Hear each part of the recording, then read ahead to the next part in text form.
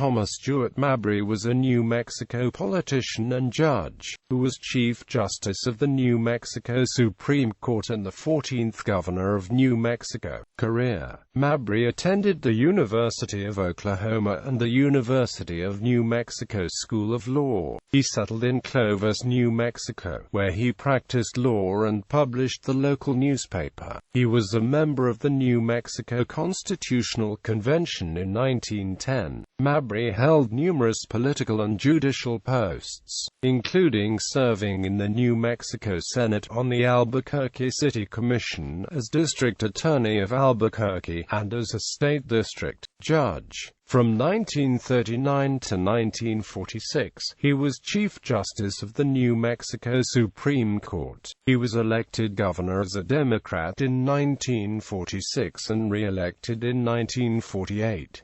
Mabry is most famous for his involvement in the Brushy Bill Roberts hearing. Brushy Bill Roberts claimed to be the outlaw William H. Bonney, a.k.a. Billy the Kid. A petition for the pardon of Billy the Kid was filed by William V. Morrison, a probate investigator, on November 15, 1950. Mabry agreed to a private hearing with Morrison and Brushy, along with one or two historians of Mabry's choosing, to be held on November 29. On the morning of the 29th, as Morrison and Brushy ate breakfast at a Santa Fe diner, Morrison read in a local newspaper that Mabry had publicly announced his meeting with a Billy the Kid claimant. Morrison immediately telephoned Mabry, who apologized for making the announcement, but reassured him that the meeting would still be kept private. A few hours later, Brushy and Morrison arrived at Mabry's mansion. Upon entering the conference room, they were shocked at what they saw. Present in the room were several photographers and reporters, armed policemen, Oscar and Jarvis Garrett, Cliff McKinney, Arcadio Brady, and historians William Kelleher, E.B. Mann, and Will Robinson. In short, the private meeting had developed into a media circus.